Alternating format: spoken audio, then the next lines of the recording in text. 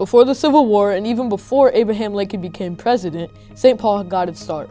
About 20 families living in North Dover, which is now Westlake, grew tired of making the long trip into Cleveland, so they formed St. Paul Evangelical Church on June 13, 1858. When those first dozen families or so decided that they weren't going to make that trip down to West 28th Street every Sunday in their buggies, that they were going to start a church out here, it was to educate their children and to reach the other farmers with the gospel.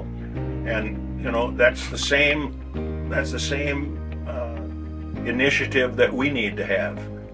Around 1920, the first English services were introduced. Around the same time, electricity and technologies that are a part of our everyday lives were not yet invented. The first services of the church were in German and remained that way until around 1950. And then for a while they had both, English and German. They didn't have indoor plumbing, all right? There was always an outhouse, so we had to have an outhouse behind the school for the kids. There was no electric lights, so that meant, that's why we have daylight savings time, was so that the farmers could get their fields in and out. You didn't have telephones. You definitely didn't have cell phones. And kitchens didn't have running water. The church and school was first built near the corner of Dover Center and Detroit when Westlake was still called Dover. Later, the building moved to where St. Paul sits today. As the church was celebrating its 100th anniversary in 1958, the congregation decided to build a new 6-room school building. Here are some pictures of the church and school through the years, from how it looked in the beginning to how it was transformed and renovated to how it looks today.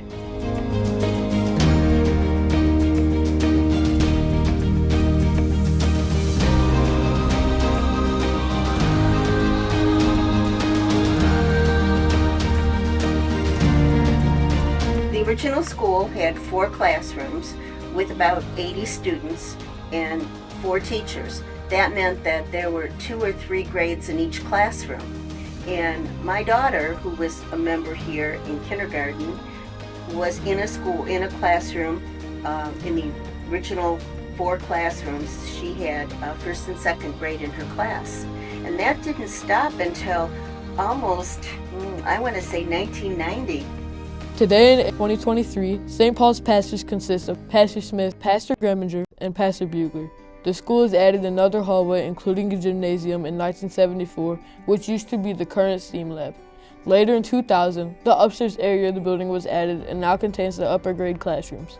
Before the installation of the upstairs classrooms, the rooms above the church were used for the upper grades. History is made up of 2 words, his story. And it's all about the hand of God that has preserved not only these names and documents and pictures, but has preserved the doctrine, the heritage that that goes all the way back to the scriptures, but certainly through the Reformation period, through people like Martin Luther and those who came after him. St. Paul's vision continues from its start to reach out and teach the Word of God and care for all people.